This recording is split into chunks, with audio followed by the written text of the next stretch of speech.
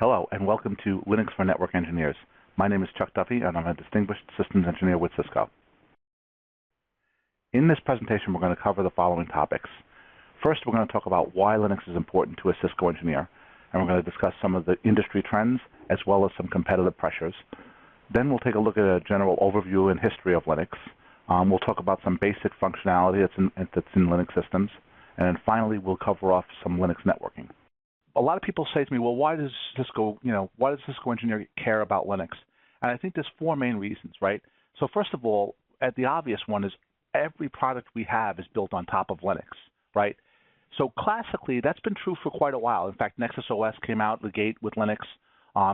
Things like the CRS-1 has always been Qnix. So we've used these operating systems for a while. And so you could say, well, what's different now? Well, what's different is our customers are asking us to expose the native Linux capabilities. And the reason why they're doing that is because in many cases, those capabilities are better than what we have today, right? And if you've played with Linux recently, you'll understand exactly what I'm talking about. And I would encourage everyone to sort of work through the labs part of this thing, which we can cover at the end, right? So we've also got competitors, and we'll talk about them on the next two slides, that are absolutely promoting Linux capabilities and saying you can't get there with Cisco. We'll talk about that. That's important. At another level, it's all around us. Linux is really becoming the operating system of choice for Internet of Everything. So whether it's a Nest thermostat or the Android phone that's in your pocket or the iPhone that's running Unix in your pocket, Linux is everywhere. Many of our customers want to have discussions about OpenStack and containers. Again, Linux. But the most important reason is this last one. There's a certain culture that goes through Unix and Linux. And when we talk and say, hey, look, we need to engage with the automation guys and the DevOps guys, those guys are the Linux guys. They're not the Windows NT guys or the Windows Server guys. They're the Linux guys. So for us to be able to engage with the DevOps and automation people, we kind of have to understand their culture. And that's what this presentation is kind of focused on, some of the basics to get you around there. So primarily at Cisco, we take a sort of a commodity approach to Linux. We have a dual vendor approach. We use Monte Vista for most of our security products, like ASAs are all based on Monte Vista, and that's owned by Cavium. And then for most of the Nexus stuff and XR and stuff, we use Wind River from Intel, right? So those are the two distributions, and we'll talk more about distributions in a second, but that's primarily who we use. So from a competitive perspective, there's a couple of competitors that are interesting. Cumulus and Big Switch are promoting Linux-based operating systems. They're basically saying, hey, look, you should really take a switch, a white box switch, and run basic Linux on it, and then have modules to do something like BGP or control plane functions, right? And that message resonates with a lot of customers, especially the larger customers, right? And I know some of you guys have Goldman and other people. That's of interest to them. The average run-of-the-mill customer probably not ready to do that, but it's a compelling story because it decomposes the classic traditional monolithic Cisco switch story or router story, right? And then, of course, you got Facebook with the Open Compute Project, which we've now joined as Cisco, right? And they've got a Linux-based operating system, and their view of the world is sort of on this picture on the left. Take a monolithic switch like we sell today, break it into, first step is to break it into software and hardware, which is well underway, right? And then turn around and break the software into many, many different modules. So you could almost load or unload those modules on demand, right? Very appealing, and that's what Linux does in spades. So this is just another view of that, and here's some graphics on the right side about those two vendors. So those are two very disruptive vendors with a Linux-first approach. The other one is our dear friend Arista, right? So Arista has been promoting the programmability aspects of the customers. Many times it's not. I've seen Arista, and I've been working with the INSBU. I've seen them win deals against us where we were even less expensive than Arista, but customers just buy into this programmability. And if you look at the wording, this is all stuff from their website or from market analysts. They basically promote that, hey, look, you can install third-party Linux software right on our switch without modification. We have shell-level access. We allow access and programmability at all layers, the kernel and so forth, right? On the bottom right is basically a note from Needham Analysis at the end of earlier this year, and it's basically saying that they've sold this to customers and they've sold it to the analysts, saying, look, at the heart is that this differentiation between their product, because it exposes native Linux interfaces and is very programmable, It's nothing like the Cisco. It's radically different than Cisco's programming model. And of course, this is not true with the Nexus 9K and increasingly with the 7K. So we'll spend some time on Linux overview and history right now. And I think it's important to do this because, like I said, I believe that we need to put our heads into that of a Linux system admin and understand the culture. And in order to understand the culture, you have to understand the history behind it, right? So this definition comes from kernel.org. And kernel.org is maintained by the creator of Linux, Linus Torvalds.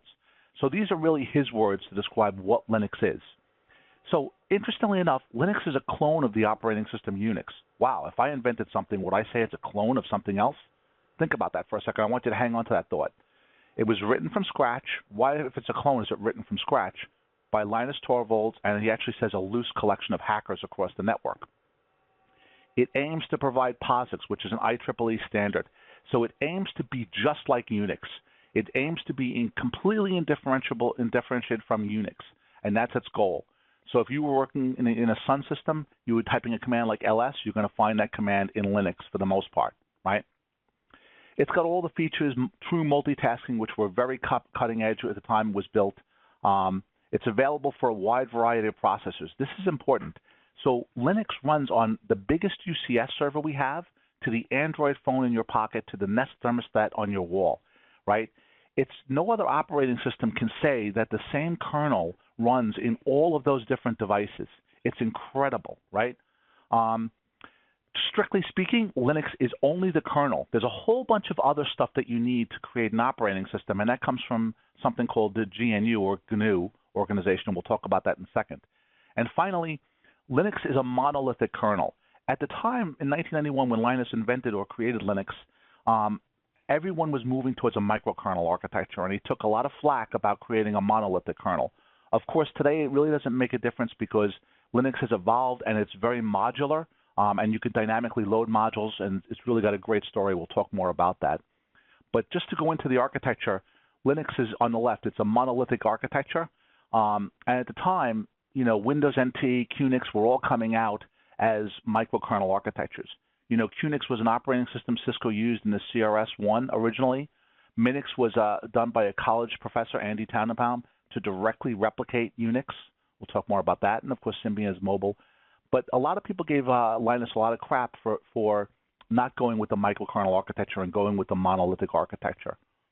And that is to say that all of these things run as one giant binary, right? So why Linux? Why would Cisco use Linux? So it's everywhere, right?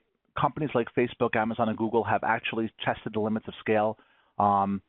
You see it in OpenStack and in containers. The idea of Docker and everything else is really being talked about by everybody.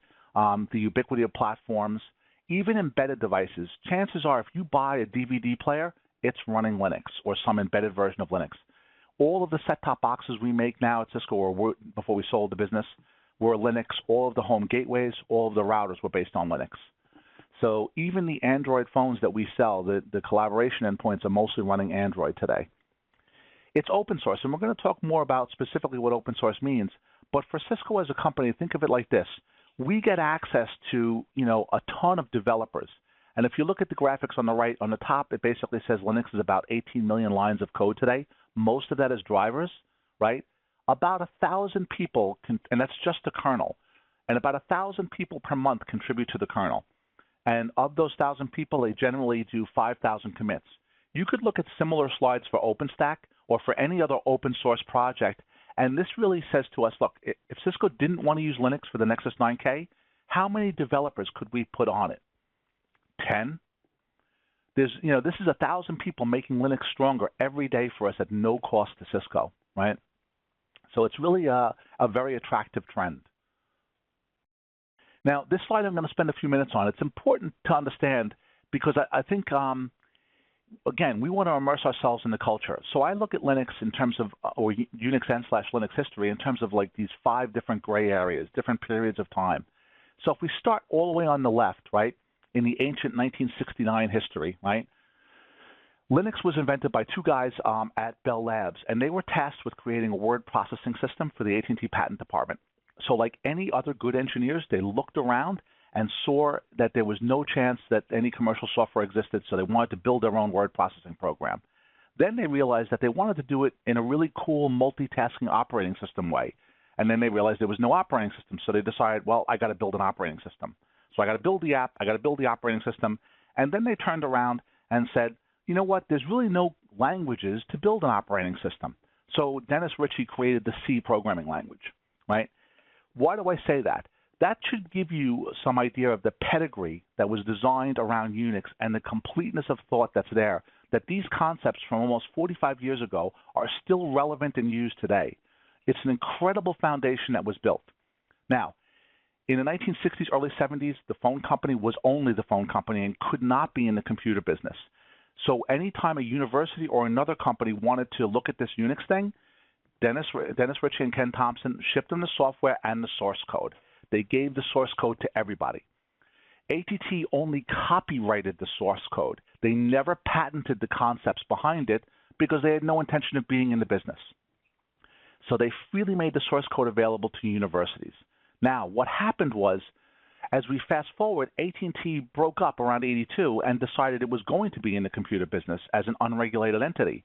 And then they wanted to sell Unix, but they had already given the source code to all these universities.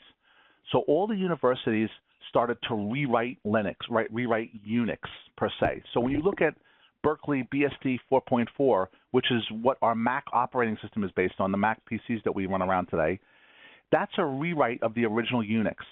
Now, they were able to get away with that because ATT copyrighted the software. They didn't patent it. So everyone rewrote the software. Now, if you look back at what I said was the definition of Linux from kernel.org, right? Linus Torvalds said it's a clone of Unix completely written from scratch. That's why he would say those things. So he completely looked at the source code, rewrote his own version of it, and that's where it is. So Linux's heritage really goes back to the 1960s. Now, as ATT started to stop shipping source code, there was this guy who's pretty important to us named Richard Stallman. He created the Free Software Foundation because what he had saw in this early 1970s was a bunch of people distributing software and doing collaborative development. So ATT would produce a program, several universities would look at it, they would fix it, and they would all contribute it back, right? So this guy, Richard Stallman, said, wow, this is incredibly powerful and far more powerful than proprietary software. We need to preserve this. And he was getting pissed that ATT was trying to commercialize Unix. So he created something called the GNU organization and the Free Software Foundation. We'll talk more about that in a second, right? But his goal was to go and build a completely free version of Unix. Now, Unix or Linux is based on a kernel and a bunch of other programs that actually do the work. Richard Stallman was very successful at building the other programs, the VI, the text editor, the network interfaces, but he was not successful at building a kernel. So fast forward a couple of years later, 1991, this University of Helsinki student, Linus Torvalds, decides, I'm going to build a kernel, right? And here's his original email that was posted. He goes and starts building this kernel. He realizes that he needs all the other programs. He hooks up with Stallman and licenses Linux under the general public license. Now, we're going to hear that term a lot, GPL. We use it in our software. We should understand what it means. That's really the foundings and the beginning of Linux. And so if you look at distributions like Red Hat, they will say Red Hat is a GNU/Linux distribution. That's why. So in the late 1990s, a lot of ISPs, Linux became the operating system because it was free for ISPs. So HTTPD servers, mail servers, TFTP servers, all were the domain of Linux. No one else really cared about them. It wasn't until the late 1990s, early 2000s that we come into this area. IBM threw down $1 billion to make Linux enterprise grade. Now, why would they do that? Well, they had an operating system for their mainframes, but they didn't have an operating system for the mid-range. And they were not about to load Windows NT after the DOS debacle, right, onto their mainframes. So they looked at Linux and said, this thing is pretty good. Let's throw money behind it. And today, many of the graphics that are in this presentation, if you want to learn how something works, IBM is generally the best website for it. They have lots of people who analyze Linux and contribute to it and, of course, document how things work architecturally. IBM gave them their enterprise cred and started putting IBM enterprise apps on Linux in this late 1990s, early 2000 phase. Then, of course, in this next phase, you've got really the Googles and the Facebooks and Amazons of the world from early 2000s really pushing Linux to an incredible stage, right? Now, finally, today, 1 billion Android devices show up in the world. No one has to SSH or Telnet or plug a serial port onto those Android devices. They all come online and start doing wonderful things. So we're really in this next stage with the Internet of Everything of where Linux is going. It's the operating system on watches, thermostats, and so forth. So that's pretty much a history. So that guy, Richard Stallman, who noticed early on that this open collaborative development of software was very powerful, he created this organization called the Free Software Foundation, which is philosophical in nature, right? Their common term that they use is, it's free as in free speech, but not free as in free beer, right? So typically, you could charge for the software. There's no problem there. But essentially, free software that's covered under the GPL should have 4 freedoms. 1, anybody should be able to run and use the software for any purpose they like. 2, they should be able to study how the program works and modify it. 3, they should be able to redistribute exact copies and modified versions. So that the GPL states, look, if Cisco, if you turn around and fix something in the kernel, you have to release your fix publicly to everybody else. And if you're going to release this, it has to be derived under the same GPL license, right? Now, this is a sticking point for a lot of companies, right, including Cisco. And the examples where this actually hits us right in the face is with things like the Nexus 1KV. When Nexus 1KV runs on Linux, we have to be in the kernel. So if we have to modify or change something in the kernel, we have to submit those fixes to the public, and everyone gets to use them, right? And we are making fixes and enhancements to Open vSwitch, right? So what happens in the case of the Nexus 1KV is we put the generic stuff or keep the kernel code as generic as possible, and then we keep the secret sauce in the user space. So things that are licensed under the GPL, you have to turn around and make derivative works available and make the source code available. So this is a philosophical approach to free software, again, founded by Richard Stallman, right? Years later, a lot of people said, hey, look, the Free Software Foundation, the title's confusing. Is it free or not free? A bunch of corporations got together, and they tried to change the terminology from free software to open source software, which is a little bit more accurate. Open source software supports a variety of licenses. We see them on the bottom right here, but they don't have this stipulation. So the GPL is an open source license, but the GPL is more restrictive than open source would allow. So for example, Mac OS uses BSD, right? BSD is an open source license, but BSD does not require Apple to take their fixes and make them available to everybody else. You can understand why Apple wouldn't want to do that. So if you're talking to a DevOps person, if you go to a DevOps person at some company, he'll say, I want to use VirtualBox because it's open source. I don't want to use VMware Fusion. Now, VMware Fusion is a better product if you're going to do stuff, right? But I want to use VirtualBox. So there's almost a religious belief that I want to prefer to use true open source software, stuff that's licensed under the GPL. This other stuff on the right, it's okay, but the purists, the people, if you watch some YouTube videos of Richard Stallman, he's on the lunatic fringe about this freedom and thing, right? So, that's exactly the point, and that runs through the minds of pure Linux people and pure open source people. They don't want our proprietary software, or they don't want us doing this stuff at all. They despise that. So depending upon who you talk to in the customer, this is the intellectual conversation to be had or to be thought about. So just to look at this graphically, there's free software, comes in all types of bundles. These 4 basic freedoms are what we want to preserve. And then there's copyleft licenses and non-copyleft. Now, copyleft is a pun on copyright, right? So copyleft means basically that the modified code has to be released under the same license. And non-copyleft keeps it proprietary. And I'll just throw one last thing in there. Android is a perfect example where there is a Linux kernel running in Android. It's completely isolated from the rest of the Android operating system because the rest of the Android operating system allows vendors to modify that code and make special proprietary elements to it. So Samsung's Android could be different than LG's, right? So they can coexist in one product at the same time. So in terms of the basics, right, this is where we're going, right? So what is a distribution? So a distribution, very simply put, if we wanted to build our own distribution, which Cisco did, CEL, Cisco Enterprise Linux, we basically went to kernel.org, which is maintained by Linus and the Linux Foundation, and we pulled the kernel, and then we wrap in it other programs that are relevant to us. This is tremendously flexible. So if we don't want to put a piece of software in our distribution, we don't have to put it in there, right? And that really reduces our attack surface. So today, DistroWatch says there's about 300 distributions of Linux. Most all distributions come from either Red Hat or Debian, right? So they're Red Hat in nature or Debian. The distributions can be focused on a niche. So for example, OpenWRT is a distribution that focuses on home routers. So most of the Linux stuff can run OpenWRT or Tomato. And those are stripped down versions of Linux that will run in about 20 megs of RAM, right, that only focus on things that are relevant for a router, right? WinRiver is a distribution. We use WinRiver. They focus on network hardware, so switches and routers. Kali, if I wanted to do penetration, I would probably go and download the Kali distribution because they bundle in all the things I need to do penetration and security testing. Distributions can also be focused on how long they're supported. So for example, in the Debian world, Debian every once in a while has a release they call LTS. So it'll be Ubuntu 14.04 LTS. That's long-term support. The rest of the Ubuntu releases, Ubuntu and Debian Canonical throws in a lot of new features all the time into those other releases. But LTS, they keep kind of static and stable. Red Hat accomplishes that in a different way. So Red Hat is the subscription-based distribution where you have to pay to get upgrades and support.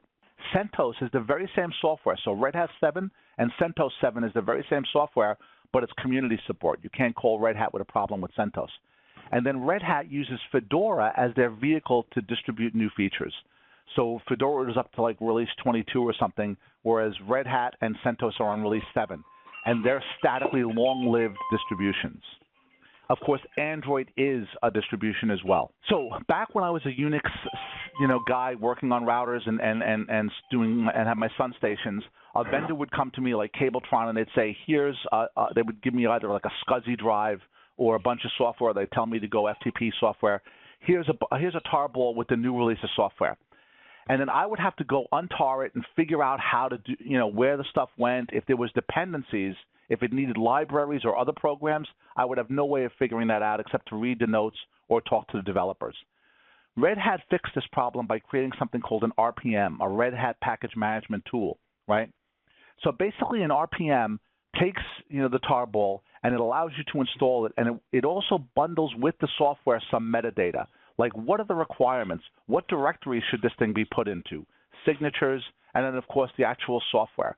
So an RPM made it a lot cleaner to go and install something. A vendor gives me an RPM. I do this command on the top right, RPM -install verbose with, hashes as progress, -IBH, and I install my program. But if I was missing libraries or other programs, it doesn't help me. I still don't know where they are. I still have no directory of software. I don't know what's available, right?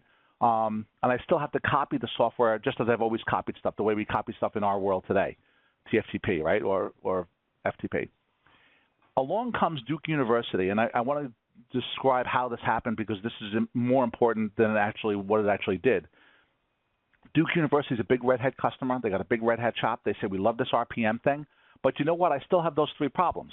It doesn't actually solve the dependency for me. I have no directory of software, and I still have to manually copy stuff over. So Duke University creates this tool called Yellow Dog Update Modified, YUM.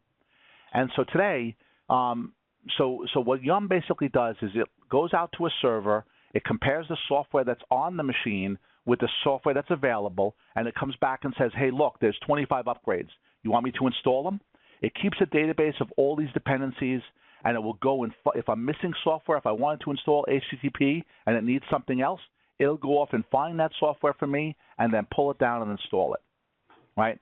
So YUM is this tool that was developed by Duke University, a Red Hat customer, and it works incredibly well, right? So if you've ever done a YUM update, it'll blow your mind compared to what we do. Now, Red Hat, and this is a typical thing of an open source community, Red Hat decides, hey, this YUM thing's pretty cool. We're going to take it and we're going to package it with the Red Hat systems. So today, Red Hat uses YUM. Ubuntu uses a similar tool called Aptitude or apt-get. And basically, incredibly easy way to upload software. So think about what we do today. with software. We go to CCO, we download the file, we do a copy TFTP flash, we reboot the box. In a Linux box, I simply do a yum update, a sudo yum update if I'm not root user already.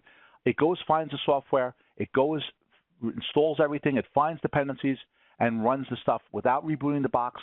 In fact, most updates today don't even need a reboot. So why am I telling you this? In the Nexus 9K, we now support yum. If you wanted to install Python or Perl on that box, you could do a yum install Python, yum install Perl. It'll go off to Wind River's repositories and pull down that software and load it. There's many people, specifically the big switches and Cumulus of the world, that say that's how you should be doing, quote unquote, let's say a yum update BGP or a yum install OSPF.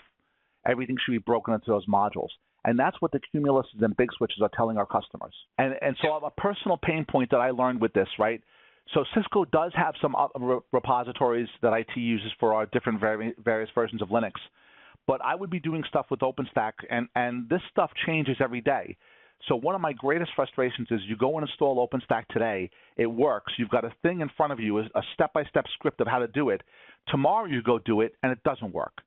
And then after you spend hours analyzing why, you realize that someone updated a package and there's no fix for it, right? So this is very frustrating to me and to all of us because we're used to owning everything about a product and being able to go and reproduce things very clearly. In this Linux world, you sort of got to kind of go stateless. So I've adopted with OpenStack, when I do stuff in Linux world now, I'm like stateless. Like I don't even write down how it worked yesterday. I do it today. And when I come up with an error, I ask Google, my friend Google, what does this mean? And hopefully someone's figured it out before me. And it's a different mindset than how we operate because we operate in a very, this is my fixed box, this is the fixed way you configure it, and it's all good and it's reproducible. So the kernel is the core of the operating system. It's what Linus Torvalds maintains at kernel.org, and it's really the intermediary between the hardware and the user applications, right? So the kernel consists of a bunch of subsystems. They're enumerated across the top on the right there. Process management, we're going to go into each one of these individually. So process management, memory management, file systems, and networking. The kernel is a monolithic kernel, as we said, but when you build and install Linux, you get a screen that's like this. You can build a custom kernel. So if we were going to build something, I could leave out all of the garbage and just strip it down to what I need. If I only had one file system, I could take everything else out. So that's very flexible. I can also dynamically load modules on the fly. Now, there's a term that we need to understand. There's two terms on this slide. One is kernel mode versus user mode. So think about for a second a single CPU. The way the CPU today works is it's got this concept of privilege rings. And when you're operating in ring 0, the CPU says, I am in ring 0. I'm running the kernel. The kernel can do anything it wants. It can turn the power off on the system. It can send packets out a network. It can do anything. When I turn the CPU over to the application that Dave Kronberger writes, I don't trust him at all, right? So I'm gonna run that in ring 3 because Dave might try and turn off the server, or he might try and send bad packets out to the network, right? So I'm going to run that in ring 3. So this concept of privilege rings goes back to the 1960s, and every CPU we ship today has this concept embedded in it. So think about the kernel as doing this. Think about a one person having a two-sided conversation. I'm the kernel. I'm running the kernel right now. I'm going to decide to let Dave Kronberger's application run. I'm going to switch the CPU to let Dave's thing run. Dave's going to maybe talk to the kernel and say, I want to send packets out to the network. I'm going to switch back to kernel mode and say, thank you, Dave, got those packets. I'm going to send them to the network now. Run some more, Dave. So you're flipping back and forth between kernel mode and user mode in the CPU. This is far more complicated than what I'm describing because each CPU we ship now has dozens of CPUs, right?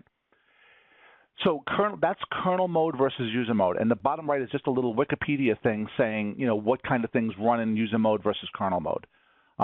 You'll also hear the term kernel space versus user space. So in Linux, they dedicate a piece of the RAM to the kernel, and only the kernel can access that RAM.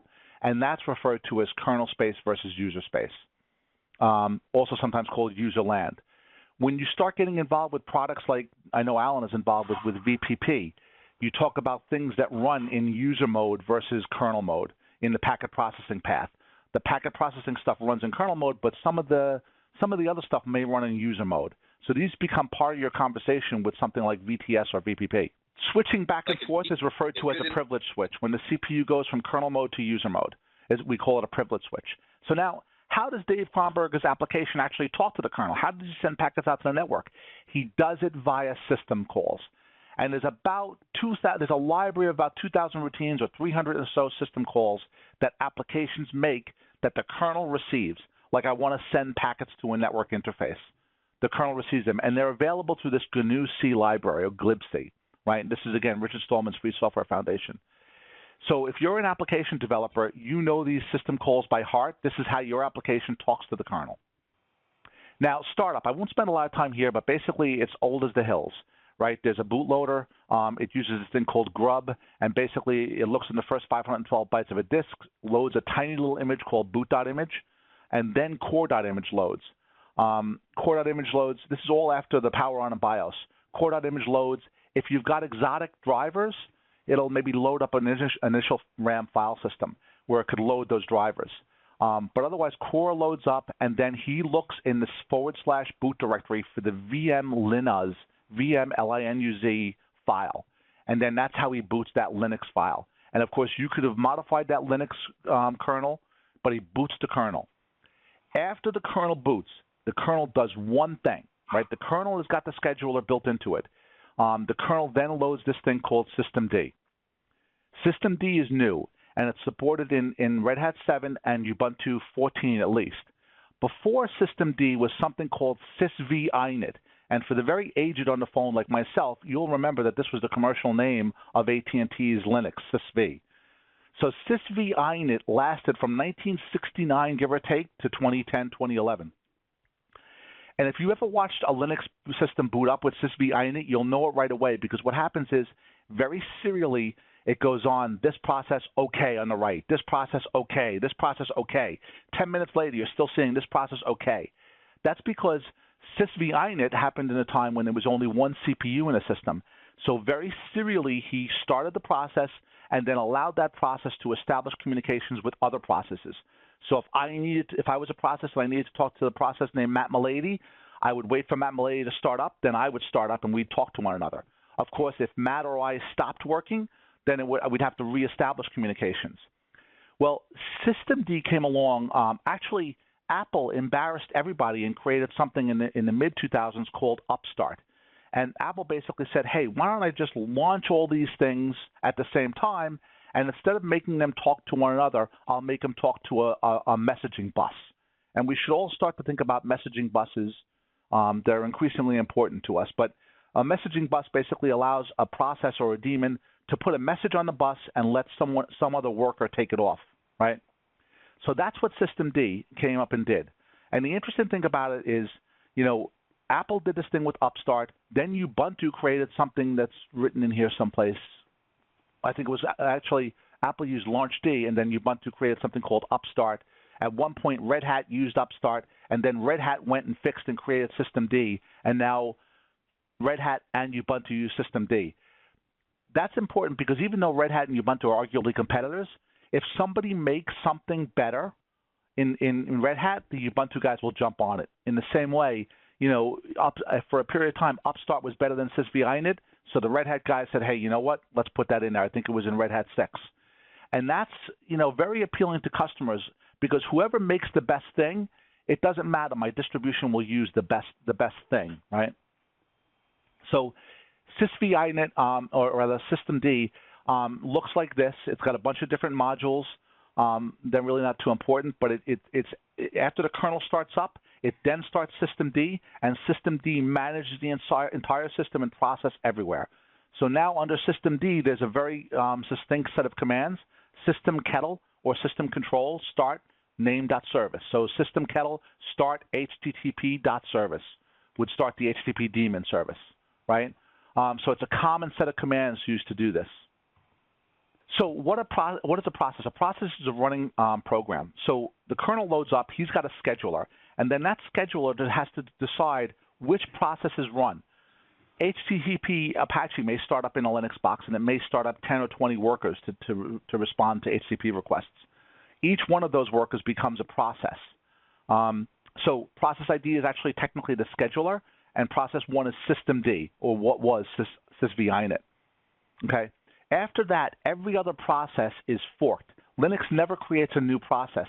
He basically says, okay, Dave Kronberger's application wants to run, so what I simply do is I copy a running application, I put Dave's stuff into memory, and I let it sit that way, and I'll do a copy on write when I need to.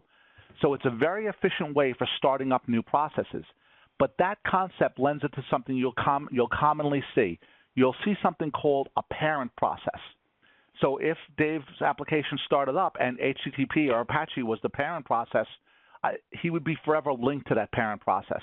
So Dave's process ID would be a child process of the HTTP process.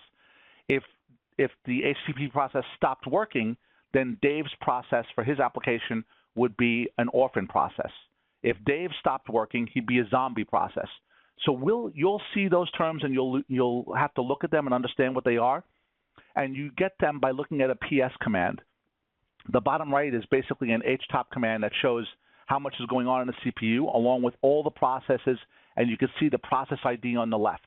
There's variations of the command, so I can show the parent process and so forth. Now, these process IDs, we're going to talk about them in a second. They're kind of important. But basically, the reason why I'm saying this is you can go into a Nexus 9K today, and in the past, if you were in a 7K or a 6500, all you needed to know was show tech support, right? In the future, that may not be the case. You may have a Nexus 9K where the customer is running applications in a container, and you may be working with TAC, and they may say, hey, I need a PS minus aux from the Linux bash shell, because maybe the customer has a container that's running away, or maybe they're in the bash shell doing something. So you may actually have to someday start typing these commands in our products to understand them. And of course, these applications are in the Nexus 9K today, especially in the Camden release. Okay. To us, to the Cisco faithful, the 25,000 people that show up at Cisco Live and wear the funny hats every year, if you wanted to turn down an interface, right, and everyone knows how to do it. I go config T, interface Ethernet 1/1, shut, no shut, right? I've been typing that command for almost 30 years, right? And that's, to me, perfectly sensible. In the real world, that is absolutely freaking stupid. I went into the configuration to administratively turn down an interface. Why did I do that? You're a moron. I would use the old interface command ifconfig eth-1, eth1/1 up or down. I do an ifconfig eth1 up or down, right? That's how I would do it in Linux. That's how Cumulus does it. And so it is with the Nexus 9K. Even the ASIC Ethernet ports can now be operated from the command line, from the Linux bash shell. So in a Nexus 9K, in the Camden release, I can go in and do an ifconfig eth. The actual syntax is eth, I think, -1-1, 1-2, 1-3, so on and so forth. And I could do an up-down. So I could do an ifconfig up-down. Now, to a Cisco CCIE or, funny wearing hat Cisco Live guy, makes no sense whatsoever. If I'm talking to the Linux people at Goldman Sachs, that's what they've been waiting for, because that's what their scripts do. That's what they know how to do in Python, and they can easily handle that command. That's what they want to do. They don't want to write an spec script to go in and do config T. Those normal industry standard POSIX Linux commands will now work in a Nexus 9K in Camden. So processes basically run, the CPU schedules them. Linux is a preemptive multitasking operating system, which means that the CPU can pull itself away from the process at any time. The process doesn't have to cede the CPU, right? It also uses something called niceness, which is how nice is this process to the other processes. And niceness is a value that's assigned from -20 to 19, high to low priority. So if I have something that I want to be high priority, I can adjust the niceness, it's called, right? So completely fast scheduler. So in the history of Linux, until 2621, kernel 2621, it used the original scheduler that was found in Unix, right? And basically, that was a priority-based scheduler that just did time slices. Linux was becoming a problem in the real-time stuff that Dave was talking about a minute ago. So a guy invented a scheduler. They put it into the Linux kernel in 2.622, and it was out by 2.623. Right? The scheduler involved a lot of heuristics. It was replaced by this scheduler, which was written by a Red Hat guy. And typically, I put the name of the author up there, Ingo Molnar, Because in these open source projects, there's some things like this scheduler is owned by him, dozens of people contribute to it, but it's an open source project that's owned sort of by this individual author. In the same way, like everything you do with Linux with networking was done by a guy named Rusty Russell from IBM. So that's typical of an open source kind of project. You'll see that. This completely fair schedule is written by Red Hat. It's used in the kernel today. It's open source. And basically, he tries to model a completely fair CPU. And these two graphics outline the problem. So assume for a second we only have one CPU. If you had a single task, no problem, very fair. That single task gets 100% of the CPU. If you had 2 or 4 tasks, you'd each want them to get 50 or 25% respectively, right? But in reality, this is what we have. We have one CPU. So at any given time, one task is getting 100% of the CPU and the other guy's not getting any. And that problem goes on ad infinitum. Let's say you had 1,000 tasks, 999 of them are not getting any CPU love. So every time the CPU has to switch from one process to another process, that's called a context switch. And that's expensive because it takes stuff in and out of caches and in and out of memory. Just keep that terminology in mind for a second. What the completely fair scheduler tries to do is emulate a precise real-time multitasking system. And the way it does that is uses something called a red-black tree. And basically, for each process that's running, he keeps the runtime and the wait time. And he basically looks at this runtime and wait time, and he puts them on this self-balancing red-black tree. So the processes that are in gravest need of CPU, the ones that have been waiting the longest, migrate over to the left side of the tree. And the CPU the scheduler actually picks the processes off this tree, runs them, and when their number gets low enough, they end up back on the right side of the tree. Someone else comes along that's in more need of the CPU. So this is a very fair way of distributing the CPU. What's interesting about it is it actually uses weighted fair queuing, and that niceness number we talked about is the weighting. So if I give a process, let's say it's a Cisco process running in a 9K, if I give it a certain niceness, he can have priority over other processes. It also has the concept of group scheduling. So let's say that there was a user Chuck and a user Matt, and Chuck had 25 processes running, and Matt only had 2 processes running. The scheduler can be set up in such a way that Chuck gets half the CPU time, Matt gets the other half time, and of course my half is divided amongst my 25 processes, where Matt only had a handful of processes, and he gets much more time on that. So it's a very fair scheduler, and so far so good. And Dave, to your earlier point about real time, this helps out a lot. This is also what makes Linux more viable today as a desktop, because it's able to deal with things like mouse movements where the old scheduler really wasn't. So virtual memory. So basically, with virtual machines and with processes, basically Linux hands the process, here's all the memory, I got 4 gigs, tell me what you want to use. He doesn't try and tell a process, you can use this range, right? He basically tells the guy, here, you got 4 gigs of memory, what do you want to use? And he maps it in a page table. And that page table, of course, in our UCSs lives in something called the MMU, which is hardware assisted. So that page table lives in the MMU, okay? Virtual memory. Shells are pretty obvious, right? There's a variety of shells that are out there. Most people use today the born-again shell or the bash shell. And that is, in fact, what we ship with the Nexus 9K. We ship a bash shell interface. On a per-user basis, in Linux, you could basically say that this user uses a C shell or a corn shell. Lots of flexibility there, but Stephen Bourne from Unix is the original shell, and the born-again shell is the variation most people use today. When we talk about shell scripts, all a shell script is basically a text file that starts with that thing on the right here, this bin bash or a shebang. It starts with that, and then it's a serialized order of commands that I want to execute. And that's all the shell script is. Now, these two things, these are relatively new in Linux. It's called namespaces and control groups. So as networking guys, let's think about it like this, right? Linux was always multi-user, right? But it wasn't multi-tenant. So if I logged into Unix, there was only one process ID space. Every user got to see the same processes. Every user got to see the same file system. They may or may not have access to files, but they got to see the same file system. So they also got to see the same network. Well, namespaces essentially, what I would say in our terms, makes the Linux box multi-tenant, right?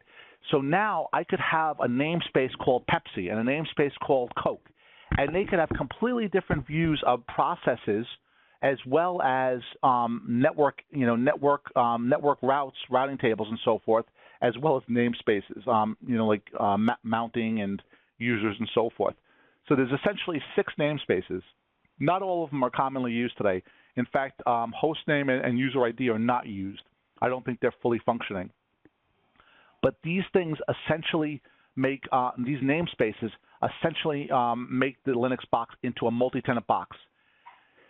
Control groups are ways that I could take a bundle of those processes, tie them together, and put some bounds on them to say, hey, look, control group named Pepsi can only use 0.5% of one CPU. I can put some bounding on the processes and group them together. And then, of course, I could take those processes and put them in the PID namespace so that only Pepsi could see its running processes. These two things together are how containers are created. Containers are nothing more than using namespaces and control groups to carve up a single Linux host into thousands of little individual mini hosts. Also, what's important to note is when you start looking at the Nexus 9K, if you want to get into and out of a container, what we do is we map namespaces to VRFs. So a good way to think about a namespace is consider it a VRF. So the Linux file system, there's a couple of things. Linux has this concept that comes from Unix called everything is a file, and we'll talk about that for a second. But the most important thing is Linux has a policy model or a security model of something that we would refer to as discretionary access control. So let's say single Linux host, Chuck Duffy's a user, C. Duffy, and M. Malady are users, right? If I'm diligent, I can set certain files if I choose so that Matt can see them or can't see them. He could do the same. Because Matt and I are both systems engineers, we're in the same group, so we could set certain other files to say that Matt and system engineer group can touch these files, and we can say that other non-systems engineers can get other files. So we've got the ability to, at a discretionary level, apply these access controls, right? That's pretty good, but it's still discretionary. It's up to the users to be diligent, and users, of course, are never diligent, right? The other thing that's fascinating about the Linux file system is everything is a file. So there's things that look like a file handle, but are not files at all. And these 3 directories in particular, /dev represents any device on the thing. So if I've got a TTY, a terminal, or some other interface, or a disk or something else, it's going to be in the /dev device. It's a way to actually have a file-looking handle to touch something like a TTY, right? The interesting one is /proc. /proc is every running processes. So we looked at that top command before, and we said there was a PS, a process named 15093. And that 15093 was HTTPD, right? In this proc directory, there'll be a subdirectory called 15093. And that subdirectory is allowing me to peek into the running process on the CPU. It's got nothing to do with the disk. But I can go and actually make a call to something like the I/O file. And the I/O file will tell me how many bytes are in and out of that application at this moment. So sometimes we look at some of these things that Linux offers in terms of management, and we say, how could they possibly have that much information about an application? It's because of this virtual file system. Linux allows you to use a file handle to get into the running processes and running system internals. Kind of unique amongst Linux. When we look at a directory, there's a couple things we could do. So this is an example of here. I'm typing, I'm user Cisco on a box called Cisco 7. I'm in the etc directory, and I'm typing in ls or list files with the -l or long extension, and I'm saying show me all. It returns something that looks like this. So the first part of this box is actually those discretionary access controls we talked about. And I've got read, write, execute privileges based on a user, group, or other. Spend some time to understand this, because when you start writing scripts and you want to limit who can access them, this is what you're going to have to do, and you're going to have to use commands like chmod to change those scripts, right? Simply put, chmod 777 makes everybody able to do something with a file you write. Let's say it's a script or something. On the left-hand side of this stuff, if I see a D, it's a directory. If I see an L, it's a link, a symbolic link, which basically says this thing, this file, grub2.config, actually is really in this boot grub2 directory, right? That's a symbolic link to this. A couple of things here. If I look at this guy, if I see a period before the file name, it's a hidden file, right? So the A basically said show all files. In this case, I see the hidden file. So in a user's home directory, we probably deal with RC hosts, as an example, right? Or SSH is an example. Sometimes you have to go in and delete the SSH or the RC hosts, existing hosts that are in your system. You do it on Mac periodically. That's an example of a hidden file. So we've got the user and group. Root is the user and the group is user. By default, whenever you create a user in Linux, he creates, if you don't put that user in an existing group, he creates a group by the same name of the user. So that's why you'll often see root or Cisco. This period is the one I want to talk about next, which is important. At the end of this thing, you'll either see nothing, right, which means that you've only got discretionary access control involved, or you'll see a period, which means you've got SELinux involved, or you'll see a plus. A plus indicates that there's a file ACL that's going to also control access.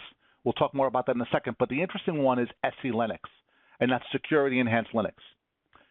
So doing a stat yum.conf, looking at this, reveals the file's inode, this thing called an inode. So every file, every process in Linux has an inode. That's a number, in this case, this large number here, that uniquely identifies that. And so this is not the file itself, but this is the metadata about the file. So where is the file stored? It's a regular file. Who last accessed it? What's the discretionary access controls, right? Who owns it, and so on and so forth. So that concept of an inode, we'll talk about that in a second.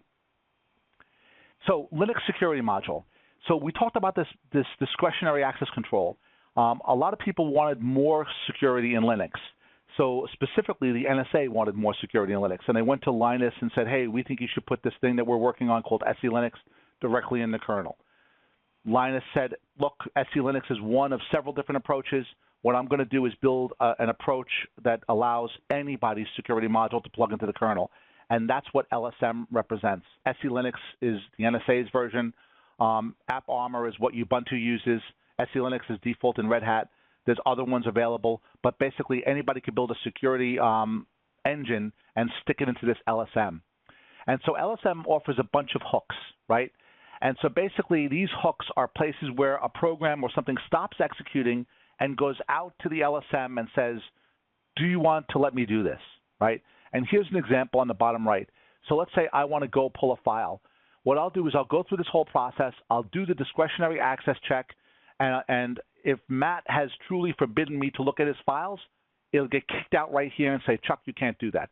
But if Matt allowed me to look at his files, for example, the next step is I'll do this LSM hook that goes off to the policy engine and says, can Chuck look at Matt's files? And the way that that actually looks is like this, right? It's with this SELinux. So this is a project with the National Security Agency, and you can see, obviously, if you weren't in the United States, you might have some concerns about this, right? It's been around for a long time. It's an open source project. It's in the kernel as of 2.6 later with LSM, and Red Hat uses it. So essentially, there's a couple of modes: disabled, permissive, and enforcing. So by default, Red Hat will turn it on and make it permissive. Permissive means that I'll allow everything and just log it, right? So the commands that you use for this are get enforce and set enforce. So you may go to a Linux system. The first thing, if something's not working and you think it should be working, let me do a get enforce. If it comes back disabled, okay. If it comes back permissive, then you know that you should be working. SELinux is not blocking you. But if it comes back enforcing, SELinux may well be blocking you. And there's a log, of course, that you can look at for that. So in typical Red Hat or CentOS, there's this concept of using either targeted or strict policy enforcement. No one does strict policy enforcement. That is to say that what people generally do is if they do SELinux and they put it into enforcing, they target the high-value apps. Let's target the HTTPD server. Let's target the TFTP server and so forth, right? So we're just going to do a subset of them. So basically, it creates two domains. There's an unconfined domain that anybody can do anything in. I'm not really concerned about it. Then there's a confined domain, like can the HTTP server actually go in and touch the SE password file? That's something that I'm going to look at, right? So this is a form of mandatory access control. There's three variations of it: a type enforcement, an RBAC, or a military multi-level security, right? So basically, I could say admins can do this, and individual SEs can do this. So role-based access control, or I could say this type can do things like this to that object, right? Essentially, what SELinux does is it creates a label for everything in the system. So every user, every process, every file gets a label. And it's a 4-part label defining its role, the user, the type of thing it is, and this multi-level security, which is a value from 0 to 1023, right? So now let's just go back to this example for a second here.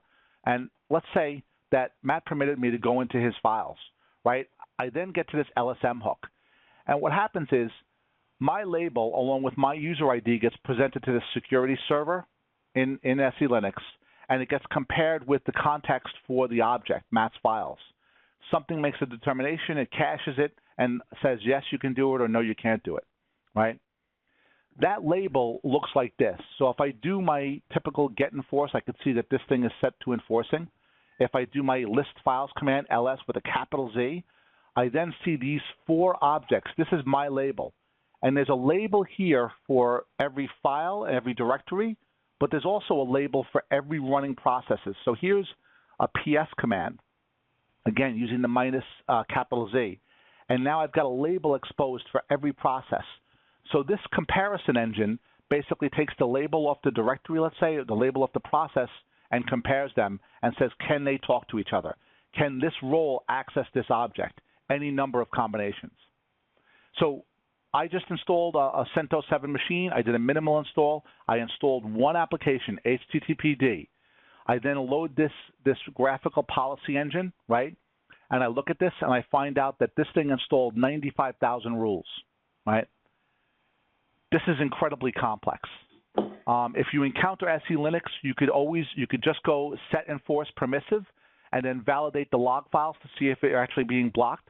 But this is incredibly powerful stuff here.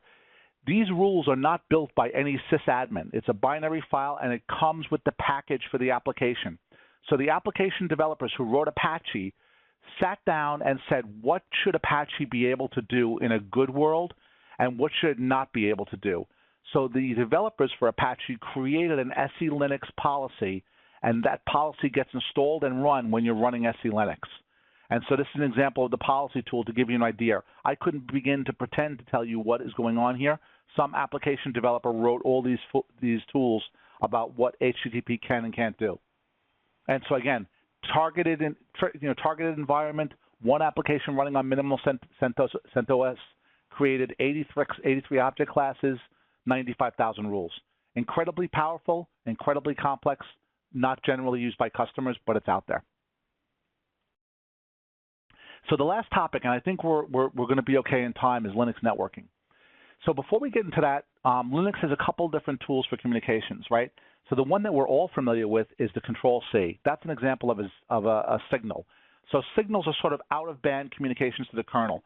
So think about Control-C. Let's say you're telnetted into something or SSH, you're typing some commands, it freezes on you, you do Control-C on the console. That actually says to the kernel, hey, I'm not talking to the application, I'm talking to you. Kill this application. It sends an interrupt. CentOS today has about 64 signals. That's a form of communications in Linux. Pipes are an interesting form. They allow us to tie applications together and redirect a byte stream from the standard input and standard output. Those are POSIX terms. So standard input is usually the keyboard. Standard output is usually the display. But let's say I take a file and I want to list the contents of that file. I could do an ls and then redirect it to a file or redirect it to something in the virtual file system, right? Pipes are the mechanism that allow us to tie together many small little applications and do different things with them. Unix domain sockets have been around forever. So let's say I'm a running application called Chuck, I'm a process on this box, and there's another running application called Errol, right? Now, we need to talk to one another to share information. We have two choices. We can go and create a Unix domain socket, which basically is a form of inter-process communications that uses an address family that looks like a file handle, right? So something in that virtual file system would point between something like a /dev Chuck would talk to a /dev Errol, right? We could do that. Now, the problem with that is if I took that application and decided to put Errol on another machine because he was a CPU hog, right, I would be stuck because he would never find the AF local address family. When an application developer builds an application, he needs to say, do I want to use domain sockets, which keep it local, or do I want to actually traverse the kernel and the whole networking stack, go out to the Ethernet card and back up? That, of course, is a network socket. So domain sockets, network sockets. Well-defined, hasn't changed since the 1960s. For most of the newer stuff, when we want to talk to a network card, we use something called netlink sockets, and we'll talk ad nauseum about them. D-bus is the message bus. So we need to spend time thinking about message buses because they're critically important. They're important in microservices architectures, the concept of taking one large application, breaking it into thousands of things, microservices. They all rely upon a message bus. ACI relies upon a message bus. We use something called 0MQ. How is ACI able to track 100 host moves per second and make sure that every switch, every spine, every controller knows that? It couldn't use BGP, right? It would be hours before it all converged. But we can basically evacuate an ESXi host on an ACI system and track 100 moves per second. How do we do that? We use a buckyball of communications with zero message queue. We use a message queue to send that information to every other node in the APIC controller. OpenStack uses RabbitMQ. Message queues are an important part of our lives going forward. We should spend time on them. Linux, by default, uses something called dbus. Last couple slides. We're in the home stretch now. I promise this is going to be it. So Linux has seen continuous improvements in networking. So first of all, we've gone from 10 meg interfaces to 10 gig interfaces. At 10 megs, I could interrupt the CPU and say, what do you want me to do with this packet? That was totally plausible at 10 megs. It's impossible at 10 gigs. So there's been tremendous improvements in the kernel to speed up how Linux handles it, right? How Linux handles packets and networking.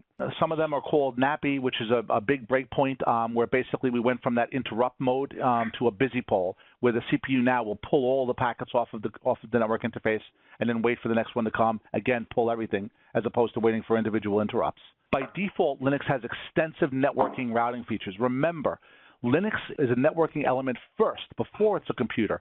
It was the original device that ran TCP/IP on ARPANET. So all of this networking stuff has been in Unix and Linux since the beginning of time. So extensive feature support, routing tables, bridging. Most firewalls, like a Fortinet, are based on Linux tools called IP tables, which we're going to talk about in the next slide. But a lot of basic routing capabilities. Everything that happens with a packet in terms of networking happens in this thing called the NetFilter framework, right? That handles all layer 2 through 4 services. And it's in the kernel. It operates very quickly. Namespaces we talked about, it's equivalent to a VRF. So in the Nexus 9K, you're going to see namespaces, and they're going to line up directly with VRFs, right? Most of the stuff that happens in the kernel then relies upon user space tools. These tools, the tools that we know and love, like ifconfig, netstat, route, and ARP, are from the nettools package. And they're technically deprecated. They've been replaced with IP route 2 tools. And so if you go into a modern Linux box, it'll look for IP route show, IP link show, more similar to what we're used to, right? But again, you can mix and match, and a lot of people still like ifconfig, for example. So the Nexus 9K supports both of these packages as a way to interface with networking elements. So by default, once I go into the kernel and say IP_forward = 1, I've turned the Linux box into a router. It's destination-based routing. Classically, it holds 255 unique routing tables, including various levels of QoS and so forth and marking. With namespaces now, the 255 router tables become per namespace. So how does this magic actually happen? So this guy has been doing networking in Linux and Unix since beginning of time, 1990 or so, Rusty Russell. Again, open source project. He was the author of both of these, IP Chains and IP Firewall Admin. IP Chains was the in-kernel networking component before NetFilter. So kernel 2.4 later, this NetFilter comes in. NetFilter looks like this. Everything you see happens in kernel space, and hence it happens very, very quickly. There's a bunch of processes running. EB tables is bridging. ARP tables are our neighbor table. IP6 tables and IP tables are the actual IP filtering tables, right? It can also do connection tracking, NAT, logging, and queuing, right? This green stuff, all is the modules that run in the kernel, and they each have a corresponding user space tool. So if I want to see what is in the IP tables of a Linux box, I do IP tables -L, right? IP tables is the user tool, and it's also the same name of the module that's running in the kernel. So typically what happens is this, right? IP tables has a concept of tables and chains. And think about a chain. It starts with a chain, and then on that chain, I could apply multiple tables of what I want to do with the packet, right? number of features. It could be stateless or stateful. I could do NAT. I could change the packet, which they call packet mangling. This IP tables is the basis for sec groups in OpenStack. So if you're doing stuff with OpenStack, you'll know that OpenStacks require you to put sec groups in. Same with Amazon Web Services. That is all security in the Linux kernel. This is also the foundation for companies like Skyport and Illumio and what they're doing. They've built better front ends to these Linux IP tables. So a day in the life of a packet looks like this. A packet comes into the network interface of a Linux host, and it first follows this chain. The first chain is called pre-routing. And along the way, I've got a bunch of places where I can apply tables. If I've decided that I'm going to do NAT, I might be applying connection tracking. If I want to change the packet up, I might be mangling it or natting it or filtering it, dropping or permitting it. So the packets come in through this pre-routing chain. They get applied to all those tables, and then I happen to make a routing decision. The Linux box says, is this packet for me or is it for somebody else? If it's for me, I then send it up the stack in the machine to the input chain, which could have many tables on here as well, up to, let's say, port 80 or port 22 for a socket listening on my local machine. If it's not for me, I send it along this way, and I follow this forwarding chain, and I follow into this output chain, and then finally a post-routing chain. So these are the chains, and along the way, I have gotten various opportunities to apply tables to manipulate the packet. Now, this is extremely good because, like for the last 10 years, you've got home routers, home gateways, cable modems, all building on this functionality. So this is how your home router works, and it works up to 150 megs. In fact, most of the stuff that SA and Linksys puts out is good to about a gig right now. So this is stuff that's very well built and hardened. It's also the reason why Brocade is able to spend 3 weeks or 6 weeks and build a router that's competent, right? Doesn't have the features we have, but still competent. So the last slide, right? There's a bunch of virtual devices in Linux, right? Typically, bridges, as we know them and love them, exist in Linux, and you can create as many bridges in a host as you want. A VETH is a cable, right? You could have tunnel or tap interfaces. A tunnel interface, like its name says, I could tunnel from one Linux box to another by creating a tunnel interface, a GRE tunnel interface. This picture on the right is a typical OpenStack picture. And I showed this out because this is exactly something you may need to troubleshoot in the near future if you're doing something with containers or OpenStack. This is before it hits the switch. So there are actually 9 interface points between the VM and the network interface card. There's 9 points in that Linux box, virtual points, that the traffic goes through that you may be asked to look at and figure out. And they're all going to have vacuous names. You'll cry for the days when you used to look at show int, ETH1/1, because you're going to have to go through and look at each individual one of these things, right? And so this is a typical OpenStack configuration. Wouldn't be much different with Linux containers. But this is kind of the reason why we're here and why we need to look at some of this stuff today. This is going to become part of our vernacular. So, today, yesterday you went into a customer with an ASA firewall, and you could reach somebody who built the chassis. You could reach somebody who built everything about that ASA firewall. Tomorrow you go in with an ASAV, and the customer puts it on KVM in their OpenStack environment. And he says, hey, Errol, this thing sucks. You suck. This product sucks, right? You have to, in the old days, you had a standalone box. You could replace the box. You could talk to somebody. You could reproduce the problem. Now, the ASA might well suck because this is broken in this guy's Linux host. You may not own the operating system. You may not own the server. It may be an HP server. It may be Open vSwitch. It may be Linux bridges. It may be a bunch of different things. It may be Ubuntu. Maybe it's Red Hat. Maybe it's Slackware. And you're going to have to deal with stuff as we move to this NFV virtual environment. You're going to have to be able to understand, hey, let's take a look at this Linux box and see how the traffic's getting down to my network. So increasingly, we're going to have to spend time in this area, and that's kind of why we just spent the last hour and a half doing this.